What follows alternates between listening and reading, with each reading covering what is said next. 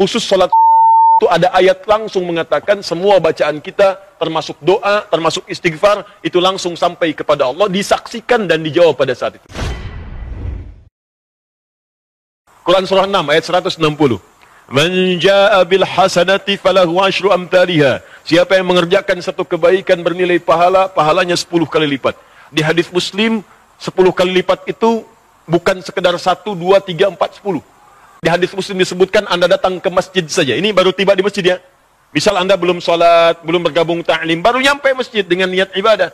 Itu sudah dapat 25 kebaikan. Langsung kata Nabi, jarak 1 ke 2, 500 tahun. 2 ke 3, 500 tahun. 3 ke 4, 500 tahun. Jadi kalau Anda dapat 10, bukan hitungnya 1, 2, 3, sampai 10, tidak. 500 tahun, 500 tahun, 500 tahun, 500 tahun.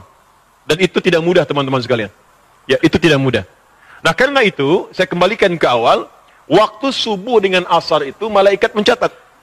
Catat, dan itu dilaporkan langsung kepada Allah. Fasa'adu lillah. Mereka naik kepada Allah menyampaikan. Kata Allah, sedang apa keadaan hambaku ketika kamu tinggalkan? Nah, kalimat ini ingat, kalimat ini menunjukkan bahwa Allah Maha tahu apa yang ingin dikerjakan oleh hamba, apa yang sudah dikerjakan dan sedang dikerjakan. Hanya ingin menunjukkan kepada kita bahwa malaikat tidak mungkin bermaksiat. Ya, jadi Allah nggak nanya pun sudah tahu. Cuma Allah ingin menegaskan pada kita sifat malaikat tidak akan khianat, akan menyampaikan seperti apa yang kemudian dikerjakan dan dituliskan saat mereka meninggalkan kita semua. Itu yang dimaksud Quran surah ke-66 ayat yang ke-6. Ya, paling kiri sebelah atas di mushaf. Malaikat itu la ya'sunallaha ma amarahum wa yaf'aluna ma yu'marun. Jadi jangan berharap Anda bisa nyogok malaikat. Ya, malaikat saya mau tiduran dulu sampaikan pada Allah saya istirahat. Tidak bisa. Ya. Jadi kalau malaikat sudah naik menyampaikan, disampaikan apa adanya. Maka kalau ada orang sholat disampaikan, ya Allah, saya tinggalkan hambamu, dia sedang khusyuk kemudian sholat kepadamu. Ya Allah, saya tinggalkan hambamu, dia sedang khusyuk tidur ya Allah. Ya, dalam tidurnya dia meninggalkan sholat dan seterusnya. Makanya waktu pertengahan subuh dengan asar harap diperhatikan, dan ada ulama yang menyebutkan subuh dengan asar itu di antara doa-doa yang mustajab. Jadi begitu Anda berdoa, itu seketika nanti lebih mudah dijawab oleh Allah Subhanahu wa taala karena keadaannya langsung disampaikan kepada Allah. Ya, karena itu khusus salat subuh itu ada ayat langsung mengatakan semua bacaan kita termasuk doa, termasuk istighfar itu langsung sampai kepada Allah, disaksikan dan dijawab pada saat itu. Ya, di Quran surah ke-17. Ya, ayat ke-78. Ya, paling kiri sebelah atas. Quran surah 17 ayat ke-78. Aqimis salata liduluqis syamsi ila ghasaqil laili wa qur'anal fajri. Inna qur'anal fajri kana mashhuda.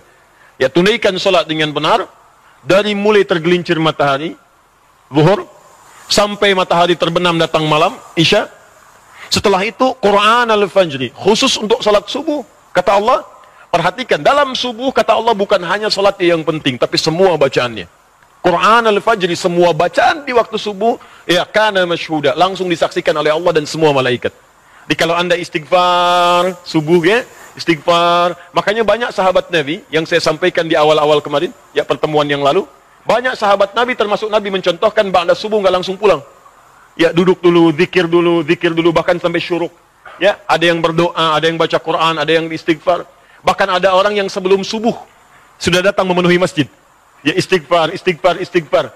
Waktu sebelum subuh itu disebut dalam bahasa Arab dengan sahar namanya. Sahar. Ya, jamaknya disebut dengan ashar. Kelihatan ini? Belum saya tulis ya. Bagaimana bisa kelihatan? Imannya kuat banget tuh, belum ditulis udah kelihatan. Masya Allah. Sahar. Oh, jangan salah baca ya, bukan sihir, sahar.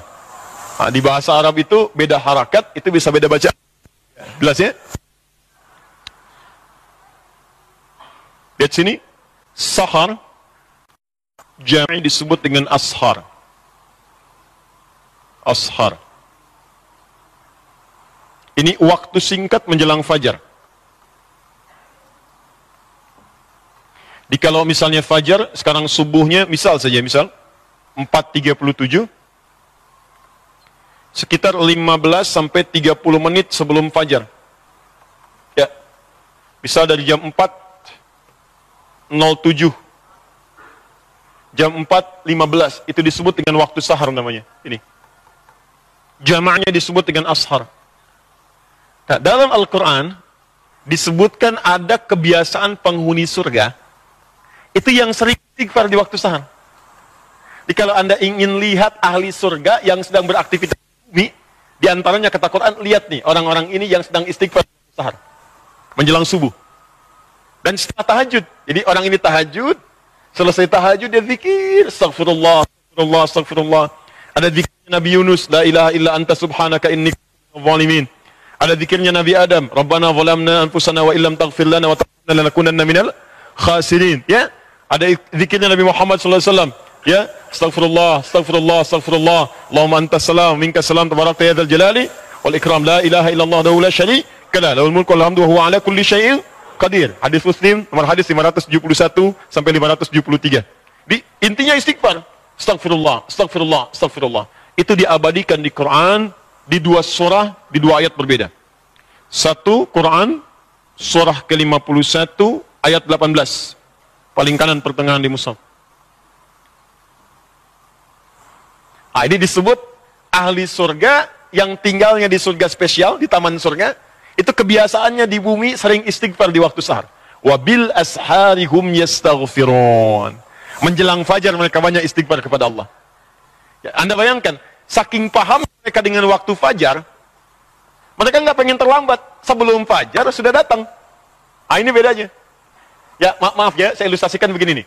Kalau ada pembagian sembako, ya, plus dengan uang satu amplopnya 500.000, langsung di masjid ini, pada jam 4.37. Pertanyaan saya, Anda datang jam berapa ke sini? Jam 3, jam 2. Demi Allah saya katakan, nginep. Dari sehari sebelumnya. Ya kan? Nah, ini ada pembagian ampunan dari Allah. Kenapa nggak dikejar? Ada barakah, ada rahmat, ada pengabulan doa, ada penghapusan dosa. Ya, kan yang paling tinggi permintaan itu dalam Quran dan hadis. Yang paling tinggi permintaan, kalau Allah sayang pada seorang hamba, yang diberikan bukan dunia, tapi yang diberikan ampunan dari semua dosa. Itu ada di Quran surah ketiga ayat 31. Paling kiri sebelah atas, dengan Quran surah kedua di akhir ayat 222. Qul in kuntum tuhibbunallaha fattabi'uni yuhibbukumullah wa yaghfir lakum dhunubakum. Kata Allah, katakan Muhammad, kabarkan pada umatmu, kalau mereka serius mencintai aku, buktikan cinta itu dengan mengikuti engkau. Ikuti tuntunan Nabi. Dari mulai bangun tidur sampai tidur lagi. Nanti Allah akan berikan cintanya, yuhibbukumullah. Saat Allah berikan cintanya, yuhibbukumullah, apa yang diberikan oleh Allah? Wa yaghfir lakum dhunubakum. Maka yang pertama, mengampuni semua dosa-dosanya. Makanya kalau orang sudah diampuni dosa, berubah dia jadi orang baik. Jadi kalau dosa sudah nggak ada, cirinya, ciri dosa diampuni dan sudah tidak ada, maka Allah akan menjaga orang itu dari perbuatan dosa. Ini mata misalnya banyak dosa. Taubat kita, diampuni dosa mata, maka mata tidak akan bermaksiat lagi. Di begitu akan bermaksiat, dijaga oleh Allah. Tinggalkan. Haram. Tinggalkan. Suara hati kita muncul. Disebut burhan namanya. Ya. Tangan pernah berbuat dosa. Taubat. Gak akan berbuat maksiat lagi. Dijaga oleh Allah. Ya, maka muncul penjagaan Allah dalam dirinya. Itu yang disebut dengan wa yaghfir lakum dzunubakum. Makanya kata Al-Quran, Allah lebih cinta pelaku maksiat yang taubat dibandingkan orang soleh yang tidak pernah merasa salah. Ayatnya mengatakan, innallaha yuhibbut tawwabin. Allah mencintai orang-orang yang mau tobat. Tobat, tobat, tobat, tobat, dibandingkan orang soleh yang tidak pernah merasa salah. Paham? Nah, ada orang tiap mau subuh datang. Dia ngerti subuh itu banyak nih, didengar langsung oleh Allah, disaksikan. Nggak mau terlambat, kayak tadi, sembako di 4.37, nginep dari malam. Ada orang ingin mendapatkan ampunan Allah, dari sejak malam datang, tahajud, sholat. Bahkan saking pengennya mendapat ampunan, sholatnya serius. Mencontoh Nabi, 1 rakaat sampai 100 ayat. Ya, ada yang 200 ayat, Masya Allah. Ada yang ayatnya aja gitu kan. Terus bacakan, bacakan, bacakan. Begitu datang sahar, astagfirullah, astagfirullah. Nikmat, astagfirullah. Hadis qudsi mengatakan, begitu orang ini mengatakan astagfirullah, man istaghfara liya ghafartu lahu. Ghafartu lahu. Maka aku akan ampuni semua dosa-dosanya pada saat itu. Itulah sahar. Ya, makanya orang ini akan digabungkan dengan orang sabar, kemudian orang yang jujur, orang yang khusyuk dalam salat, orang yang rajin infak, digabungkan dengan 4 golongan ini akan mendapat surga yang terbaik saat di akhirat. Itu ada di Quran surah ketiga ayat 17. Paling kiri sebelah atas di mushaf. Quran surah 3 ayat 17.